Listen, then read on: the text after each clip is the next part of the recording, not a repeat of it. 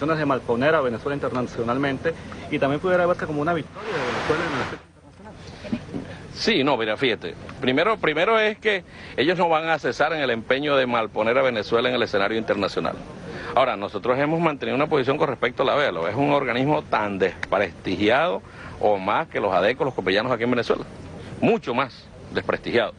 No tiene ninguna autoridad moral la OEA para hacer llamados de ninguna naturaleza cuando la OEA ha sido instrumento permanente del imperialismo norteamericano para imponer las decisiones de Estados Unidos en América.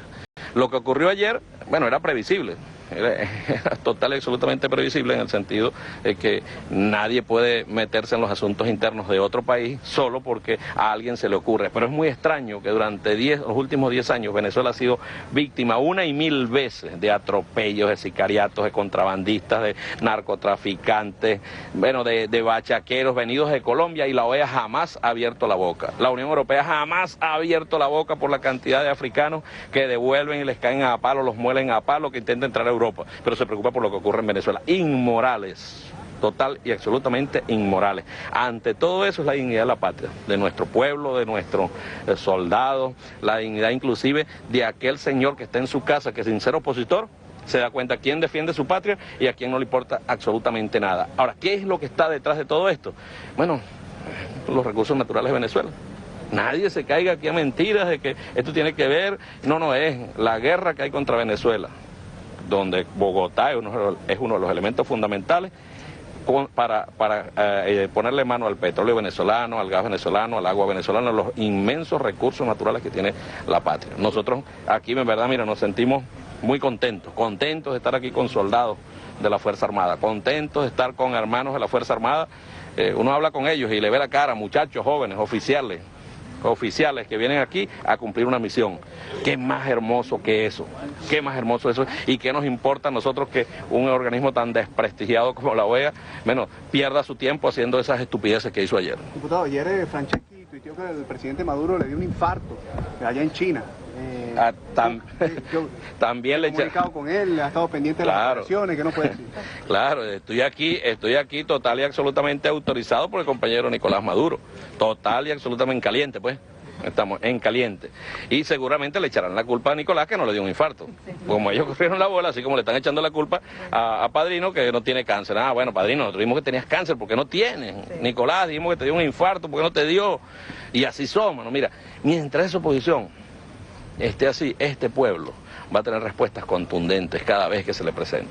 Y hoy el pueblo del estado Táchira, en una gran mayoría, se habla hasta de un 80% de la población del estado Táchira, sea opositor, sea chavista, sea indiferente a la situación política, está de acuerdo con las medidas que se están tomando en la frontera. Quien no haga esa lectura, ay Dios mío, goza de una gran ineptitud en su análisis. Diputado, el presidente siempre ha dicho que está abierto al diálogo. ¿Cuál es el paso que falta para acercar? Bueno, mira, el presidente saliendo dijo, Santos, póngale fecha, lugar y fecha a la reunión. ¿Y qué hizo Santos? Se fue para la OEA. No le importa la suerte de los colombianos que están aquí.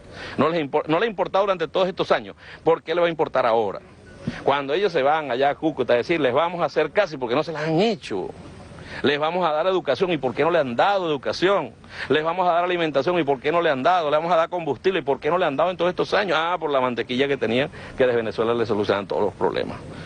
Eso debe ocuparse del lado colombiano el gobierno colombiano. Y no es la actitud del gobierno colombiano una actitud amistosa con un pueblo del cual ellos deberían estar agradecidos por muchas cosas. Diputado, por muchas cosas. Y para la tranquilidad de los colombianos dignos que han venido a construir la patria conjunto a Venezuela, ¿cuál es el llamado que usted le hace a ellos que están? Que se quede, el que esté trabajando, quédese trabajando. Esta es su patria, hermano colombiano. Si usted está trabajando, hombre de bien con su familia, aquí no están echando a nadie.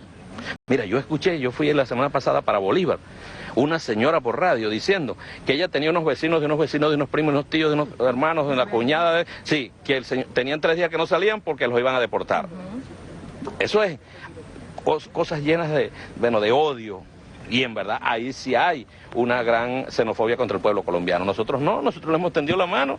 Mira, más de 60.000 se han graduado en Misión Rivas, más de 11.000 se han graduado en Misión Sucre, le hemos dado salud, le hemos dado alimentación, vivienda. 3% de las viviendas entregadas hasta ahora han sido para el pueblo colombiano, para nacionales de Colombia. Nosotros no tenemos nada en contra del pueblo colombiano, pero lo que no queremos es paramilitares, no queremos bachaqueros, contrabandistas, sicarios, narcotraficantes enviados de Colombia como parte de un plan, porque esto no es casualidad, compañero.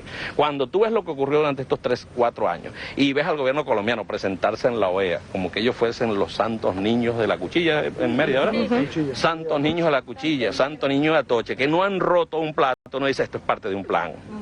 Y cuando tú ves al gobierno de Estados Unidos meterse en asuntos que no le competen para nada, porque estamos en asuntos de Estados Unidos, ¿quién de nosotros opina sobre el muro que ellos tiraron allá en su frontera? Y a los niños que tienen, que ahí se separan familias, tienen a niños en albergues que se los quitan a los padres, separados de sus padres. ¿A cuántos han muerto asesinados porque cruzaron la frontera y los agarran del otro lado? Nadie dice nada de eso. ¿Cuántos ha habido en la Franja de Gaza? Nadie dice nada de eso. Bueno, nosotros sí lo vamos a decir en el programa de mañana. Vamos a sacar para que el mundo vea que los inmorales que critican que aquí se está cerrando la frontera por razones humanitarias y de paz y de tranquilidad, no dicen nada y se quedan callados ante las barbaridades que han cometido otros países y otras potencias o potencias del mundo contra otros pueblos. ¿Qué va a suceder con aquellas familias que aún permanecen en el sector de la invasión en el municipio de Bolívar, quienes pues han manifestado preocupación, pues no saben qué va a suceder con ellos, no tienen otro lugar donde ir? A través de la misión Vivienda Venezuela se les va a otorgar una solución a habitación. Se está haciendo un censo, pero fíjate que tu pregunta responde mucho. Si todavía están ahí es porque no están atropellando a nadie. Se les ha dicho, se ha ido allá y se les ha explicado lo que se está haciendo. Lo que no es para atropellar ni para perjudicar a nadie, es la seguridad de cada quien. Ahora, ahí es una zona de seguridad, valga el término, y el presidente Nicolás Maduro dio una instrucción que la Fuerza Armada y el gobernador, como jefe del decreto de estado de excepción, la está cumpliendo en todo el estado Táchira. No somos nosotros, el gobierno venezolano, no es la revolución bolivariana, aquel que se caracteriza por atropellar a la gente. No tenemos nosotros fosas comunes. Aquí hemos encontrado fosas comunes, ¿sabe de quién? De los paramilitares. De los paramilitares. ¿Cuántos son? Creo que son 13 que han encontrado. Eso es práctica del Estado colombiano, del paramilitarismo colombiano, y fue práctica del Estado colombiano durante el gobierno de Uribe. Ahora, la finca de hectárea, aquí cuando nosotros, lo que nos da mucha tristeza es que el gobierno del presidente Santos se esté pareciendo tanto al gobierno del presidente Uribe. Tanto. ¿Cuál es el siguiente paso? Nosotros vamos a defender nuestra frontera. Donde sea necesario cerrar la frontera, nosotros acompañamos al presidente Nicolás Maduro y él le ha manifestado la decisión de cerrarla donde sea necesario, y la Asamblea Nacional Revolucionaria levantará las 2 manos para aprobar los decretos de excepción que así sea necesario aprobar. Frente a un eventual encuentro con Santos, ¿cuáles serían las exigencias para poder abrir la frontera? Mira, fíjate, tú sabes que del lado colombiano, en Cúcuta, ellos tienen leyes aprobadas por ellos y que Santos se ha hecho el que no las conoce, que promueve el tema financiero, la especulación financiera. Está ahí, eso es una petición nuestra, una exigencia nuestra, que tiene que cesar la migración de paramilitares hacia Venezuela. Tiene que regularizarse las relaciones en una frontera con una frontera viva, pero nosotros no nos vamos a seguir calando que los alimentos de los tachirenses se los lleven para Cúcuta o se los lleven para Norte de Santander. No, el gobierno colombiano está obligado. Te pongo el ejemplo más claro: en estos 45 kilómetros, solo un pelotón de la Policía Nacional Colombiana custodia 45 kilómetros. No les importa absolutamente nada. Nosotros tenemos que exigir que el gobierno colombiano se ocupe de sus fronteras como nosotros nos estamos ocupando de la nuestra. El tema de la paz en la frontera es total y absoluta responsabilidad del gobierno colombiano. Está muy acertada las palabras del compañero gobernador Bielma Mora, en el sentido que es responsabilidad del gobierno colombiano toda la paz en la frontera. Son ellos los que promovieron el contrabando, el narcotráfico, el paramilitarismo, el sicariato. Lo promovieron. Bueno, tienen que hacer algo para que la paz regrese a esta zona. Nosotros estamos haciendo lo que nos corresponde en territorio venezolano. ¿Cuánto las casas de cambio? Claro, mira, el padre del asesino de Robert Serra tiene 22 casas de cambio. El papá de Julito Vélez tiene 22 casas de cambio en Cúcuta. Ahora, no nos van a echar la culpa a nosotros que ahora no tengan gasolina en Cúcuta. No nos la van a... Mejor dicho, nos las pueden echar, pero no la asumimos. Ese es el problema del gobierno colombiano. Donde nosotros debemos preocuparnos que no falte gasolina es en Táchira, y cómo ha mejorado la cosa desde que se acabaron los pipineros. Diputado, con relación a la supuesta invasión aérea que ustedes hicieron en Puerto Santander durante el despliegue, ¿es esto cierto? Fue ayer mencionado por los medios colombianos. Mira, los medios colombianos dicen tantas cosas, tantas mentiras, tanta manipulación. tanta información para tergiversar. Pero no solo son los miembros colombianos, políticos colombianos también hacen lo mismo. Si no, veamos el teatro montado por el embajador colombiano en la OEA. Lo único que le faltó a ese señor fue una lagrimita delante de la gente para que se lo creyeran. Falsos, mentirosos, manipuladores, creen que el mundo... Mira, así como ellos usan las redes sociales, nosotros también. Así como ellos usan las redes sociales, nosotros también las usamos. Queremos paz y tranquilidad y vamos a recuperar la tranquilidad y vamos a desmovilizar y neutralizar a todos los grupos generadores de violencia que estén actuando en esta zona de la frontera. Aquí está el general Bermúdez también, está el general Chacón, está el general Moreno, ¿no? Morantes. No, Morantes no, Moreno.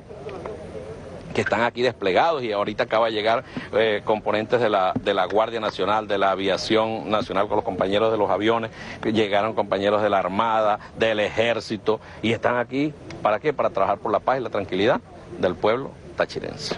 Muchísimas gracias. Entonces eran las palabras del presidente de la Asamblea Nacional, Diosdado Cabello Rondón, aquí en el Aeropuerto Nacional de La Fría, todo un dossier de lo que está pasando aquí en la frontera colombo-venezolana. Habló de 13 paramilitares colombianos que han sido detenidos hasta ahora en nuestro país, y, producto de las acciones de la Fuerza Armada Nacional Bolivariana. Resaltó un aspecto más que significativo: el 80% de los hombres y mujeres de aquí del Táchira apoyan las medidas que está tomando el gobierno nacional en la frontera colombo-venezolana, ya sea opositor, sean chavistas, y que han redundado precisamente en que empiecen a aparecer los productos de primera necesidad en los principales anaqueles de nuestro país. Nosotros vamos a despedir por ahora este contacto, no sin antes recordarle que vamos a estar muy pendientes del proceso de juramentación de Luis Arrieta como jefe de la zona 2 del estado fronterizo. Es la información, retornamos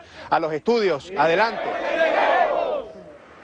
Bien, era nuestro compañero Jesús Manzanares desde el aeropuerto de La Fría con esta activación de la zona fronteriza número 2 en esta supervisión de la labor de la Fuerza Armada Nacional Bolivariana en estas zonas decretadas en estado de excepción, donde por supuesto está todo el Estado Mayor fronterizo, que está también acompañado por el gobernador de la entidad y el presidente de la Asamblea Nacional, diputado Diosdado Cabello. Pero nosotros continuamos con más información y vamos a leer para ustedes el comunicado emitido por el Ministerio para Relaciones Exteriores, en el que expone su desacuerdo por el artículo publicado en el diario New York Times que desprestigia al gobierno bolivariano por las medidas implementadas en la frontera colombo-venezolana. El 27 de agosto, el New York Times publicó un artículo titulado "Colombianos huyen de las medidas enérgicas de Venezuela contra inmigrantes", con el que se presenta un cuadro totalmente sesgado de lo que realmente sucede en la frontera y que no solo desdice del periodismo de investigación de ese diario, sino que supone intencionalidad para desprestigiar. El reportaje, que intenta señalar al gobierno como perseguidor de inmigrantes, tergiversa por omisión lo que ha sucedido en la frontera entre Venezuela y Colombia, en el Táchira, antes y después del cierre y la declaratoria constitucional del estado de excepción. La nota vincula las causas del cierre únicamente al atentado perpetrado contra efectivos militares, además de que pone en duda el que haya sido un ataque paramilitar. De hecho, en el reportaje no existe el paramilitarismo ni las bandas criminales. Estas son solo referencias que le han oído nombrar al presidente Nicolás Maduro. Ninguno de los 4 periodistas del New York Times que participaron en la elaboración del reportaje pudo averiguar si entre los más de 1000 repatriados, de los cuales dan cuenta, había algunos dedicados al contrabando o vinculados con otros delitos transfronterizos. Tampoco pudieron averiguar si había un inmenso prostíbulo donde se encontraron niñas. No se acercaron a preguntar si un inmenso bar era realmente un centro de secuestros con un sistema subterráneo para cautiverio de humanos. Y más aún, solo encontraron analistas que vincularán el cierre a la política electoral. También dice el escrito del New York Times que cientos de colombianos huyen por la frontera, evadiendo la ofensiva contra los inmigrantes. Es evidente que New York Times quiere dibujar un cuadro de gobierno perseguidor. la Oficina de las Naciones Unidas para la Coordinación de Asuntos Humanitarios, que tiene oficina en Colombia por el conflicto interno que vive ese país, ha calificado a los no repatriados que se han ido a Colombia como retornados de forma espontánea. Pero para New York Times es gente que huye de una ofensiva. El reportaje obvia igualmente todo reconocimiento de Colombia sobre los problemas en esa frontera. Solo refieren las quejas del presidente Juan Manuel Santos sobre los repatriados. Obvian a la canciller María Ángela Holguín, que lo primero que hizo tras el cierre de la frontera fue reconocer los problemas de bandas criminales dedicadas al narcotráfico y al contrabando que afectan por igual a los dos países. Son muchos los voceros colombianos que, a pesar de críticas a las repatriaciones, han advertido sobre las causas de los problemas de una frontera compleja y que el New York Times desconoce. 1 de septiembre de 2015. Amigos, de esta manera nosotros llegamos al final de estos 30 minutos en la noticia. Recuerde que el presidente de la República Bolivariana de Venezuela, Nicolás Maduro, realizará este martes la edición número 38 de su programa Contacto con Maduro desde la República Popular China. No se lo pierda porque será un programa histórico. Muy buenas tardes.